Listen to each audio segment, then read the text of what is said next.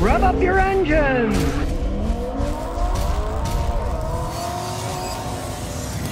Today I'm going to show you how to drive in the snow and the ice. Not like this. You don't want to be sliding all over the place. Now if your car does start to swerve to the left, don't knee jerk and turn it to the opposite direction or you lose control. You actually have to steer into the direction that it's sliding. And don't be heavy with your foot on the accelerator. See how it spins and slides? Even with traction control, you want to gradually accelerate so the wheels aren't spinning. You'll get the feel of it if you go too fast. There go the wheels spinning. You don't want that. And when you come to a stop, you want to gradually step on the brake. That way you don't lose traction, especially if you're braking on a combination of snow and ice like it is today. As I said, this has traction control, but still, we'll get moving a little and I'll show you what happens if you slam the brakes on. You can hear the traction control rumbling and I can feel a little slip. If the car didn't have traction control, it would go all over the place. And in that event, if you don't have traction control in your car or if it's broken, when you come to a stop, you pump the brakes gradually, a little bit. Now, in an ABS traction control vehicle, the computer itself will be doing the pumping. And it can pump it like thousands of times a second, unlike a human being, and gets feedback from sensors, so they're much more accurate. This is a big reason you gotta know, one, does your car have traction control? Because if it does, then you never pump the brakes. And two, if it does have traction control, but the traction control or ABS light is on, that means it probably isn't working and you may have to pump your brakes. So you must learn whether you have traction control or ABS and whether it's working or not. If you're gonna be driving in the ice and snow, because I asked my customers in Houston years ago, most of them didn't even know if they had ABS or traction control and didn't know if it worked or not. So learn a little bit about it if you're going to go cruising out in the ice and snow like today. Because if you pump your brakes in an ABS system that's pumping it itself, the system will go haywire and get confused. So find out, do you have ABS? Is it working? And then go from there. So if you follow these rules I just showed you, you won't end up doing burnouts in the snow with your minivan. Now the next question about driving in the snow and the ice is, what about the tires? Well, these are pretty good all-season tires. He never gets stuck here in Tennessee, but let's say he was in Alaska or North Dakota, then he'd probably have to put more aggressive snow tires on it. Now if you take a somewhat less aggressive tread pattern, like on my wife's Lexus, these are all-season Michelins. You can see they've got plenty enough deep grooves for going in light snow. And truth be told, my mother was 93 driving in Buffalo, New York in a Toyota Corolla. She used all-season tires in Buffalo all the time and never had any problems. But she didn't go out when there was all kinds of ice and deep snow either. But if you're gonna drive in actual icy conditions, other than putting ice skates on your car, which isn't very practical, you've only got two real choices. And that would be putting either chains on your drive wheels, this is front wheel drive, so you'd have to put chains on it, or use what are called studded snow tires. Now when I was a young mechanic in the 60s, most vehicles were rear wheel drive like this Toyota, and what we did was people would buy snow tires. And the snow tires had little holes in the tread, and we had a stud gun, which was a hydraulic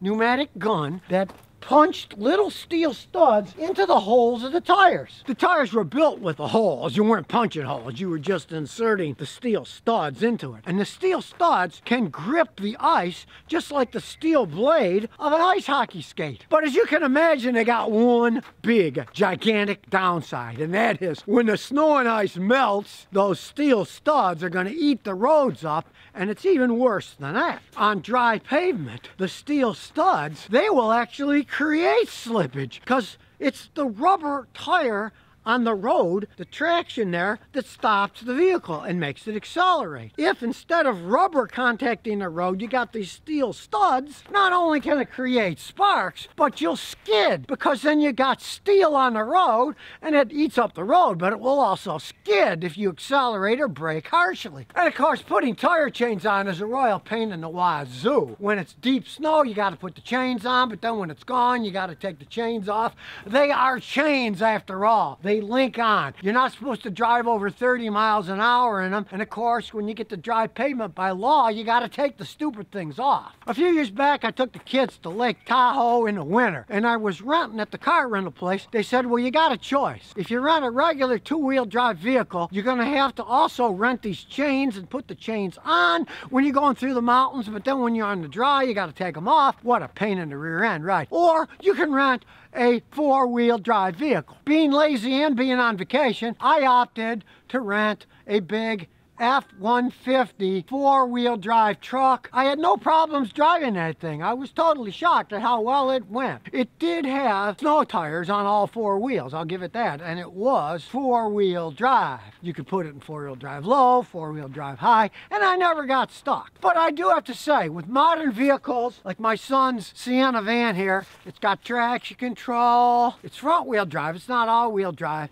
and I had no problem driving on these icy roads as long as I drove conservatively. Didn't lose any control. The traction control and ABS worked perfectly fine. And it just has normal all-season tires on it. Now, if you're in a place where it's frozen all the time, like Alaska or something in the winter, you could get the studded tires, leave them on because it never melts and you're driving on ice all the time anyway. Ice is very hard to drive on. That's why that black ice caused those big accidents that they had outside of Dallas a few weeks ago. Black ice is called black ice because the weather changes, it's warm, it's cold, it's warm, it's cold. The water melts on the black asphalt, right? But it's clear ice, so you don't see it. And it looks ahead like a clear black highway, but it's frozen. And if you're going 70 miles an hour like those people were on an interstate, there's nothing you can do about it. It doesn't matter what kind of tires you have or how you're driving, you can't go 70 miles an hour on ice unless you're wearing ice skates. And the fastest I could ever get going on ice skates was maybe 23 miles an hour playing ice hockey. So if there really is a lot of ice out like today,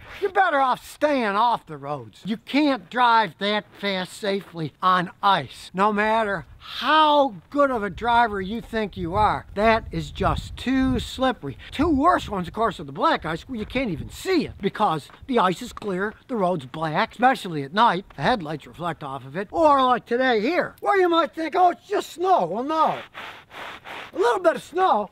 There's ice under there. You don't want to be driving like that on ice that's got a little bit of snow on it. You think, oh, it's not much snow, I can go. You're going to slip like mad. Whether you have fancy Lexus traction control or not. Ice, pretty much uncontrollable if you don't have ice skates on you. Because think about it, when you're ice skating, when you stop, you slide to the side. You don't want your car stopping by sliding to the side. Not a smart move. So be careful if you're driving the ice and the snow, because you don't want to end up in one of these ditches.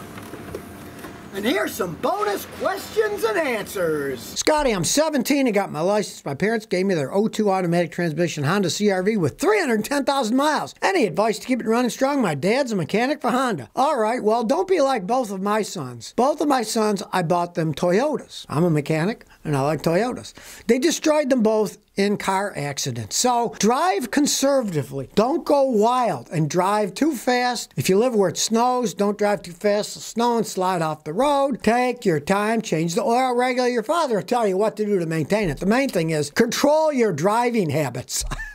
Because my sons did, and they both wrecked both of their first cars. And they both ended up in junkyards. Try not to wreck your car. Drive conservatively. John A. said, should I change my tranny fluid on my '08 Lexus IS350 with 150,000 miles? It runs good now, but it's never been changed. Lexus says it's a sealed unit, but I want the car to last than 250K. Your warranty's long gone, so they would rather have it break, and then maybe you'll buy another car or spend $5 or $6 grand having them rebuild your transmission. Change it now. Use the fluid that Lexus put in it. Use the same fluid. You can even learn how to drain and fill it yourself. Don't flush it. Just drain and fill. You can watch some of my videos. If you don't trust anybody, do it yourself. Or if you got a trusty mechanic, you know, have him do it for you. And I would do it, I don't know, every 80, 90,000 miles. It doesn't cost that much for the fluid, especially if you do it yourself. Joseph Burkholder, who says, my Chevy Malibu has a weird problem. I lose power and it'll say on the dash low engine power mode. The computer knows there's a problem, so it turns into that. You want a mechanic like myself to scan it to see what codes exist. Let's say if that's a Chevy Malibu that has the GDI gasoline direct injection system, I can often tell you what it is. It's the high pressure pump. The high pressure pumps go bad on those things all the time. If that's your system, have the fuel pump pressure tested first and pray it's just that, which is a relatively simple fix. Pray it's not a computer failure or the head gasket blowing, which they're known for, or a failing automatic transmission, but it often is the fuel pump on that particular design. So if you never want to miss another one of my new car repair videos, remember to ring that bell.